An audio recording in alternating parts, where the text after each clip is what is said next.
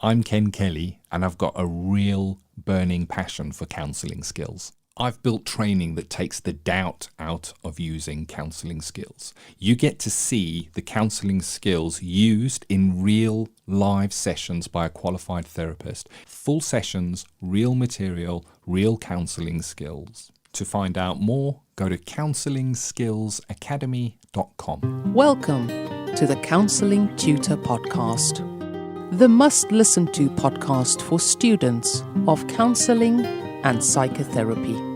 Here are your hosts, Rory Lees-Oakes and Ken Kelly. Hi, I'm Rory, and with me, as always, is Ken.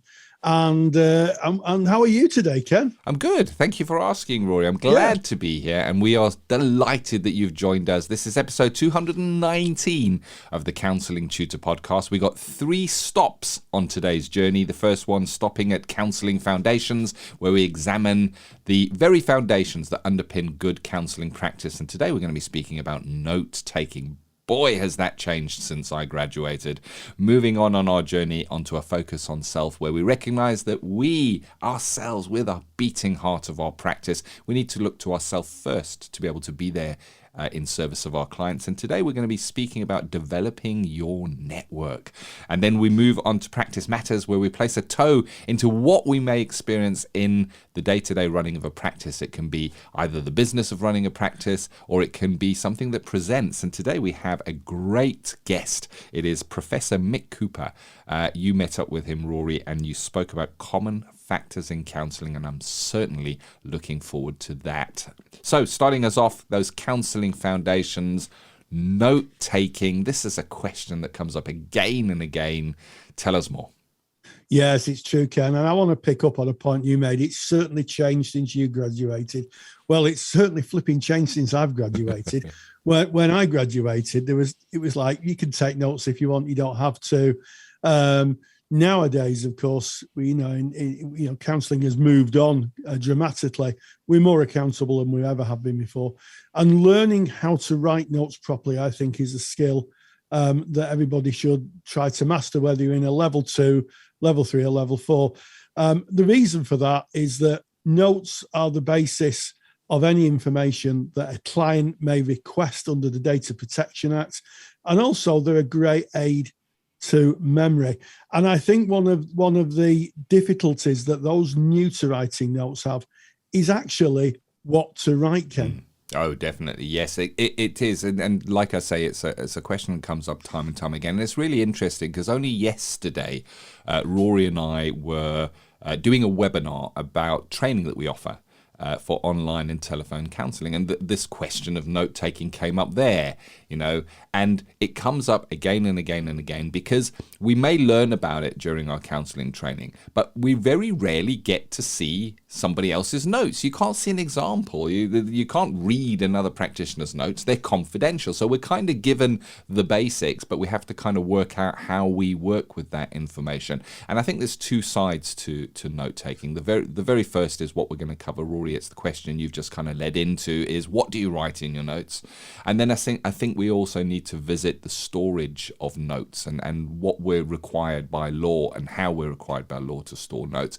But starting off with those, what do you write within your notes? What's your thoughts? Well, yes. Well, my thoughts are that we write factual information. So when we're thinking of notes, we need to think that our notes might be read by other people. And who are those other people? Well, first of all, the clients. Under the Data Protection Act, the client has the right to access their records, and within their records would be their clinical notes. So when you're writing anything down, be mindful that the client can access them and look at your clinical notes.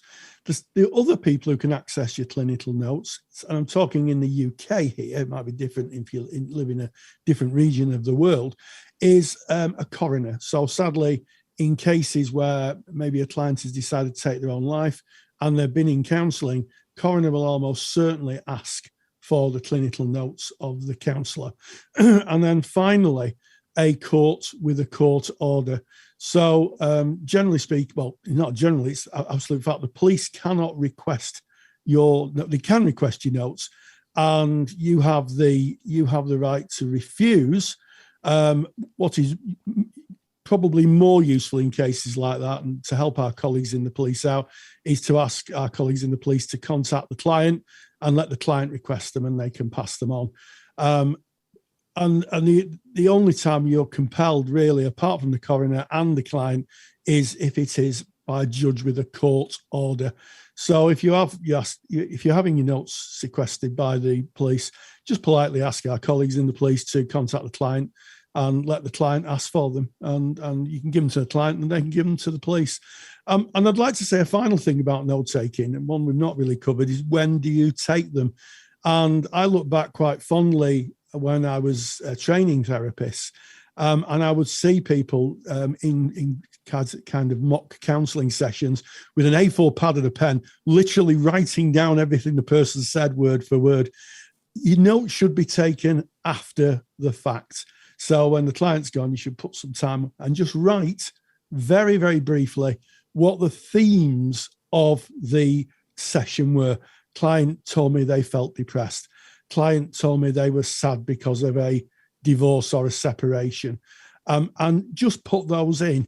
And that's all you need, but you mustn't put your own interpretation. As soon as you start writing, I think you could get yourself into some difficulty if you ever had your notes sequestered.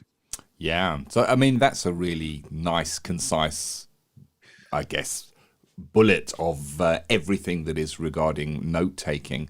I'd like to delve into some of those areas a little deeper. So one of the areas is be factual. And you've already touched on it there, Rory. We can't go into what we think or what we suspect may be going on for this person. We can only work with what is. And we leave ourselves open if we start speculating. So if the notes ever were called for and there was any kind of speculation from the part of the counsellor, you would be asked to defend any speculation. So if you were to say, oh, the client is presenting like this and it's probably because of X, Y, Z, you need to be pretty sure of what those facts are when you're putting those in your notes. So you want to be factual. You want to just keep to the basic facts of what you put in your notes. Whenever you're writing your notes, always consider what Rory has just said, that they may be looked at by someone else, including the client themselves. And I think that's really important because they are the client's notes. In your contracting, you might be saying, I take notes from our sessions, and who has access to those notes? Well, you do. They're your notes. It's your session, and they can, of course, ask for that. Rory, also you touched on accurately reflecting the client's narrative, and you very wisely said the client said X, Y, Z. The client said they felt X, Y, Z. So we can use quotes from the client of where the client has directly said something to us. We can put that in. We can say the client has mentioned this, because it's no longer speculation. It is what is coming from that client. And then another thing that we would put in notes is any actions that we might take. So let's say, for instance, we have a session with a client. The client presents with something where we need to maybe refer them or write a referral letter. We would put that into our notes. And anything that kind of rocks the session, anything where you feel there might be a risk to the person, to somebody else, even if it's just a suspicion, we might go to our notes and just make a note of that. We want to be noting any kind of risks that we may pick up there, and any kind of professional actions that we might take in the note taking. Absolutely, and I think it speaks to being granular, which is a term for being very detailed. So if you have to do a referral, you would put in the dates who you referred to. You might want to be thoughtful of recording any comments made by the referrer, because that becomes their data. So if you say Dr. Smith said or Dr. Khan said, and quoted Dr. Khan, then actually you're quoting their data. So you could put in, I spoke with the doctor, and and explained the position regarding the client, saying they may well take their life and they're becoming unwell and they're not taking their medication in an extreme case, and then you would put that in, and that becomes more detailed. You put the date, who you spoke to, when and if you followed up with an email, it's always good, I think, if you refer to follow anything up with an email, and then you become more detailed. And what I have to say is that sometimes notes are dependent on where you work. If you work for National Health Service, you may have guidance in what to put on your notes. Some organisations may give you guidance. So if you are working for an organisation, check what their guidance is. But generally speaking, as a rule of thumb, you should only put factual information in notes. Yeah. And another thing that you might put into your notes is housekeeping. I'll give you an example of what that may be. I've just had a first session with a new client. The very first line of my notes might be that the client arrived on time. And the second line of my notes may be that I went over the contract with the client. The client agreed to that contract and has signed it and dated it. So I'm putting in my housekeeping within my notes as well. And then we'll leave you with one final thought on note taking, and this is related to the handout that Rory has prepared. Rory always prepares one of his super duper handouts. We'll tell you how to get that in just a moment. And that is a format for taking notes. Now, this is an example format. It is not a suggestion. It's just an example that we've put together for you so you can look over it. You can decide to use it. There are different examples and different formats you can follow. This one is called SAPO. It is SAPO. And the S stands for subjective, and what that means is what is the client's narrative or description of what is happening to them. It's their subjective view on that. The A in SAPO is for assessment. Consider what support or interventions may be needed to support the client. And that may be reviews, it can be whatever the support is. So that's the A of SAPO. The P is the plan. What is the agreed action the client and yourself have decided to undertake or to change? So that is the P. And then O of SAPO is other. Any other discussions such as referrals or conversations with other professionals. And that is just a model, I guess, of keeping notes, SAPO. And that's available in the handout. If you want the handout, go to counsellingtutor.com, click in the top menu bar on the podcast tab, find your way to episode 219, that's today's episode. Right there on that page, you can download the overview of note-taking that Rory has prepared for you. Wow. Any final thoughts on notes, Rory, before we put a full stop? Yes, well, just finally, maybe this is for a different podcast, make sure that if you do take notes, you keep them secure. If you write them and print them, put them in a locked filing cabinet. And of course, by the very action of writing them, if you're writing them with a pen, then no further action. You just need to keep them secure. If you're writing them on a computer and storing them on a computer, then you need to think very carefully about where those notes are secured, who has access to your computer, and where you put them. My view would be if you're not using a note-taking app, a secure note-taking app, would be to put them onto a pen drive, load them onto a pen drive, or a thumb drive, as it's sometimes called, and then put that in a locked filing cabinet. I think that's probably the most secure route. But you need to think about security of clients' notes, because no one would want their notes releasing without their authorization, and that could be quite a career ender, I think, for a therapist. Yeah. It could certainly lead to a complaint, and it's so tricky, these days computers are hacked, computers are stolen. I mean, you can have your computer stolen if all your notes are on your hard drive and your laptop goes missing, that's it, they're gone. So it's about thinking about where those notes are stored. And of course, there are a number of professional applications built for therapists for note-taking. And I will let a small cat out of a very large bag. Oh, go on, and Ken. share with you that counselling tutor Rory and myself have recognised that there is a need for help and support around taking notes, keeping notes secure, and keeping notes within the parameters of legislation. Certainly here in the UK, we work to GDPR, and there's so many questions about how do I keep my stuff GDPR compliant. And we have, over the last year, been building out a application. It's going to be called Therapy Lock, watch this space. We will share more information about it. We will be sharing how Therapy Lock can keep your notes secure, stored on a cloud server that can't be stolen or hacked, and they are encrypted. The only person who can see them is you when you log in with a very secure password, but we'll share more about that.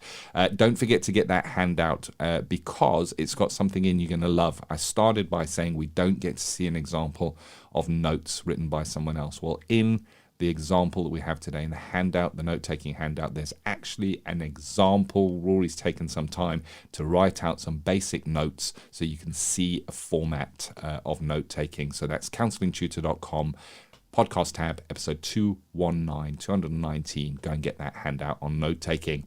Full stop. Moving on from our foundations in counselling onto focus on self, where we're speaking today about developing your network. I think today more than ever, Rory, networks are becoming more and more important. Oh, you're absolutely right, Ken.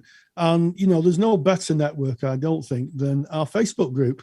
To plug for our Facebook group, if you go to Facebook, type in Counselling Tutor, you'll find our group. We've got thousands and thousands and thousands of like-minded people studying counselling, some qualified practitioners, tutors, supervisors, all talking about the world of counselling and psychotherapy. And I know from some of the very rich conversations that appear in that thread that there's some really good networking going on, facilitated by our caring and just wonderful administration team.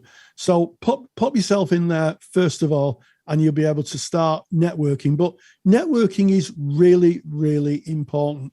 I had a question the other day. I was writing a lecture, and I had a question the other day, and I thought, I can't answer that. And I got my phone out, and I went through my speed dial, and I found at least 3 people who were therapists, who are in my wider network, who could answer the question.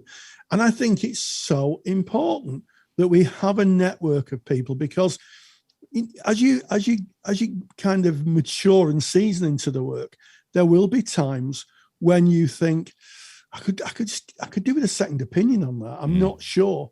And you could phone someone up and just say, you don't have to be precise, but you could say, what happens if a client X, Y, and Z, what's your experience of this? Or it may be something as simple as, I need to do a referral for someone who's got a difficulty with substance misuse.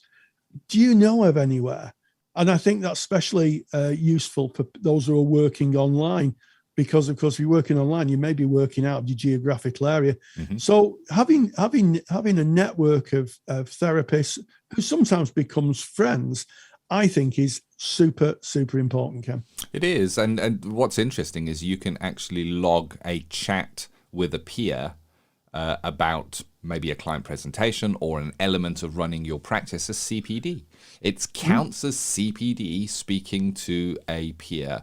And that's what networks are. They are professional peers that are around you. And I think that times have changed of how networks used to work. So certainly if I look some years back when I just newly qualified, my professional networks were the services in and around where I practiced. I had a good working understanding with who the professionals were, what the referral pathways were into their agencies or their services. And I had a number of people around me that I could go to and ask questions of in my place of work and from my studies that I'd done. And it kind of tended to be quite geographically locked. Then, of course, as I went on and progressed and did further training and did CPD and specialisms, I found that I was going a little further afield and meeting other professionals who were undertaking the same training. And there again, I was able to extend my network. But I found that my network absolutely blossomed when I started looking to the online uptake, I guess, of our profession, online uptake and delivery of counselling, but also online uptake of training and the improvement in how training is delivered online. And now you can have, as you said, Rory, a network that can span continents. You know, I have got a colleague that I speak to from time to time who is based in South Africa, working to a different ethical framework with different different requirements in the studies. You need a master's there to be able to practice, but it's somebody that I can key into and kind of run things by. And of course, like you said, Rory, with the explosion of online working, we need to look at our professional network specifically for referral. If we're working with a client and we're doing it face-to-face, then we would be referring into the geographic close agencies and services. If you're working with somebody online, they may be many, many hundreds, if not thousands of miles away from where you are. You might not have an understanding of what are the services in and around them. So it's about putting together, I guess, a digital referral list, really. So that's changed. I mean, I would never have thought of having a digital referral black book list, Rory, when I graduated from my studies. Yeah, absolutely. And I think there's another aspect that we, as online therapists or therapists who work online, we need to keep a very, very keen eye on. And that is the rapid change and development of technologies. So part of having a wider network, certainly in a specialized field like online and telephone counseling, is they can alert you to any changes in software, any new software platforms, any particular difficulties client may have accessing software. Because, you know, let's be honest, if you're working in a room, it's usually 2 chairs, a table, and a lamp stand. And I know lots of people's therapy rooms are quite different, but those are the basics of it. Online, we're at the mercy of technology and equipment, and those change rapidly. And in terms of data protection, platforms that were fine to use for client work a year ago may not be fine now. We need to keep up with that, and there will be colleagues who have that kind of tech savvy background. So the importance of networking is never more important now. As testament to our podcast, we're recording our podcast 40 miles apart, aren't we, Ken? Yeah, indeed. And it's interesting, we were speaking about online networking, and there are, of course, very dedicated apps like LinkedIn is meant to be for online networking. However, I think when you're looking at things like LinkedIn, where you have a public profile which is outward facing, we need to be really careful of the discussions that we hold in a place like that, where we're out in the public domain. The same is true of Facebook. And Rory started by saying, hey, come and meet tens of thousands of like-minded travelers on this road of counseling and psychotherapy in our Facebook group. And it's a really strong Facebook group, but we have very clear guidelines within that community that we don't ask for advice and that we don't share clients' journeys. And again, because it is a publicly facing area. And I can let another cat out of another bag and share with you. How many cats have you got? I've got lots of bags, cats in these bags, Rory. We've recognised that networking is important, that the technology is changing, and we are in the process of building out, and we're actually testing right now a networking community platform that we hope to bring to light at a very, very low cost. And I'm talking cup of coffee type cost, that will be private, that will be away from the algorithms of the big companies, privately hosted community platform. And more information on that in real time, probably April 2022. So if you're listening to this past that date, it probably already exists. Go to counsellingtutor.com and have a look. And if you're listening in real time, then it's still to come. But that's something to look for, because we recognize, we listen to you and you're talking about these things. We listen to you in our Facebook group, and then we have the discussions that seem important and seem relevant at the time. Yeah. And digital networking is absolutely massive now and incredibly powerful. We're seeing it in our training that we offer. We train online counselors in online and telephone training, and we train supervisors to work online as well. And we're seeing the power of the networking of people that are hundreds of miles apart, really sharing their journeys and getting a lot from that. So yeah, the times are changing, and I guess we change with it. But still, We can go to our phones, like you say, Rory. Nothing beats a good old phone call. I phone Rory on many occasions to have a little bit of a chin wag. It's true, and the amount of colleagues on in my phone now is huge, all with different specialisms, and they will phone me and say, Rory, can you give me a view on this? Really, really important. And I think that no therapist should work in isolation. I think there lies a great danger, because we can get overtaken by our own thoughts, and that can lead us down very difficult paths. I think being out in a vibrant community and being able to check our perceptions of things and check things out is absolutely essential. And I think ethically, it's what's demanded now in the modern world of therapy. I like it. Well, there you have it. That's that focus on self, and it's about you being the heartbeat of your practice, and spoken a little bit there about what does your referral network look like. We now move on to our last item for today, which is Practice Matters, where, Rory, you met up with Professor Mick Cooper speaking about common factors in counselling. I can't tell you how much I've waited for this interview. You might have heard me speak on other podcasts about the dodo bird effect and the work of Sol Rosenwag in the early 1900s. And I caught up with Mick Cooper, who talked about common factors. He did some work with John Norcross in the University of Philadelphia. And this has been something that's been known for years, that actually the modality of the therapy is only a small part of the successful therapeutic outcome for clients. And I met up with Mick Cooper, and he laid it all down and explained his and John Norcross's research. And this is what he had to say.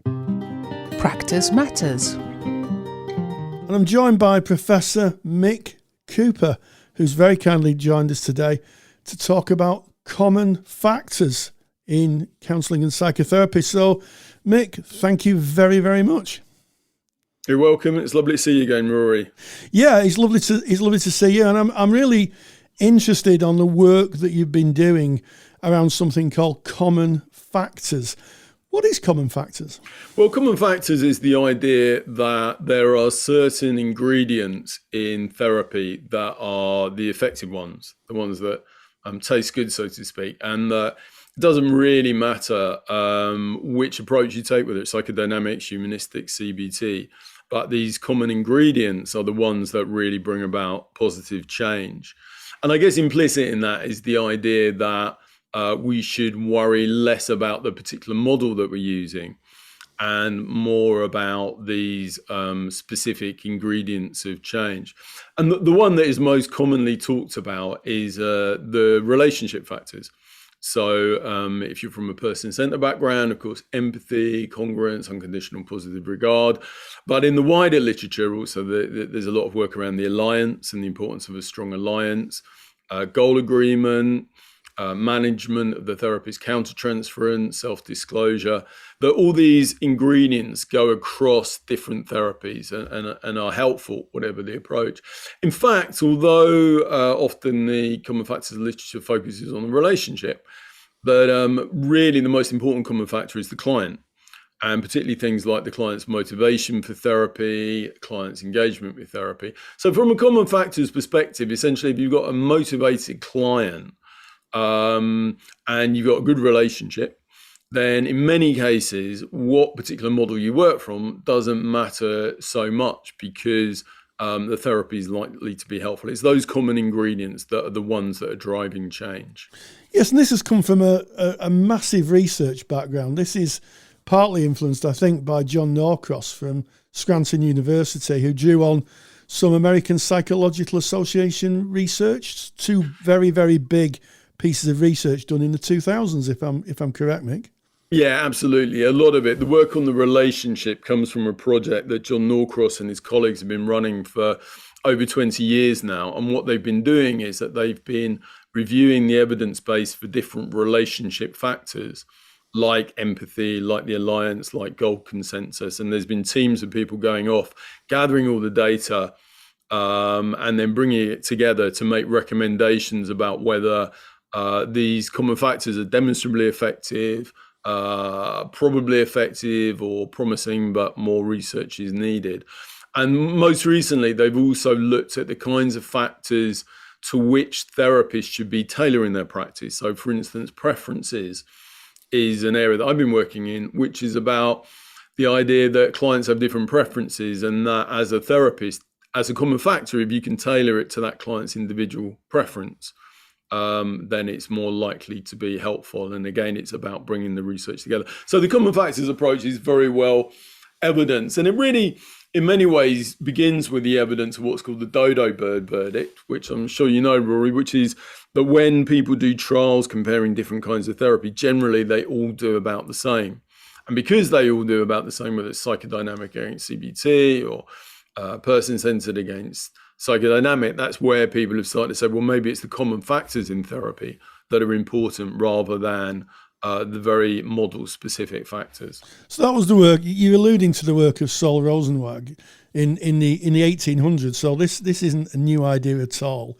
Is it the 1800s? I don't think it was the 1800s. I don't think it goes back quite that. Probably not. I think Rosenwag was the 1930s. Oh, maybe I'm thinking of when he was born. He tried to slide out of that one nicely.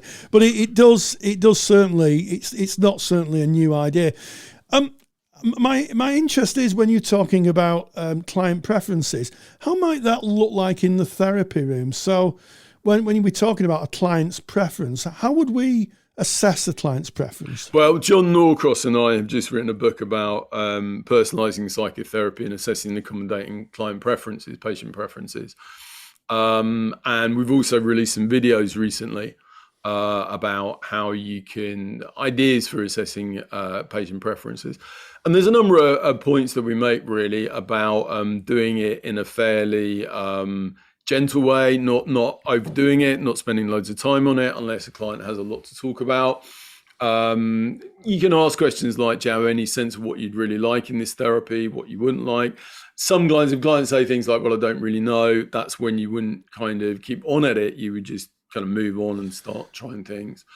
Asking clients about what's been helpful in previous therapies is often a very good way in because, not every client's been in previous therapy, but often clients have. And if they have, they might have a sense of what worked for them or what didn't work for them. But really, when you're working with preferences, actually the most important thing to begin with is that the therapist has a sense of what they can and can't do and what they're willing to do. Working with preferences is not about being all things to all clients. If you're person-centered trained and a client says that they want CBT, something very directive, it's not about saying, oh, okay, well, let me give that a go. But recognizing what you can and can't do is a useful way into then being able to say to a client and talk about what they want and being clear about what you can offer. And if necessary, helping the client find alternative sources of support. Yeah, so it really is tailoring the therapy to what the client wants and needs, as opposed to maybe being dogmatic and just applying the model in the hope it'd work. Yeah, absolutely. That's the basis of our pluralistic approach, really. But it's tailoring to the client within the bounds of what the therapist can offer, and not going beyond what we're trained in and what we're willing to offer. But really, whether we're person-centered, psychodynamic, whatever our approach, we always have a certain scope of practice. We can be a bit more leading, a bit less leading, ask more questions, ask less questions, be more self-disclosing, less. So there's always ways that we can and do vary our practice. And working with preferences is about also understanding from clients what they might like. And, as I say, some clients don't know, some clients don't feel able to ask. And it's not about pushing it, but it's about providing a space in which if clients do have preferences, they can articulate them. Yeah, and I can remember from my own practice, I can remember having a client say to me, my former therapist sat in silence for so long I didn't know I was in therapy. And one of my therapists just kept telling me what to do. And I remember saying, well, what is it you want? And he, we negotiated that between us. We negotiated the working alliance. I want to go back to the common factors idea. Is there a kind of pie chart in terms of percentages what these factors are? And I can see Mick nodding slightly wearily across the studio. There have been, and certainly in my Factor Friendly book, I do give one from Mike Lambert, which is 40% client factors and 30% relationship, 15% client's hope, and then 15% the particular model. But I think Mike and others would acknowledge that these are very rough and it really varies by the client. And I'm not sure how useful it is to say 30% of change is is from the therapist. You can work these things out, but it's such an average across all clients that it is of questionable value. I think one thing we do know is that if there is a pie chart, the biggest part of that pie is going to be client factors. It's going to be the client and where the client is in terms of stages of change. Are they ready to change? Are they motivated? Do they want to participate in the therapy? Do they want to do it? Are they psychologically minded to do it? That's the biggest part of the pie, most likely. Yeah, and I think that anybody who's been a therapist for any amount of time will know that if a client comes wanting to change, the outcomes are likely to be more positive than if someone is sent for counselling.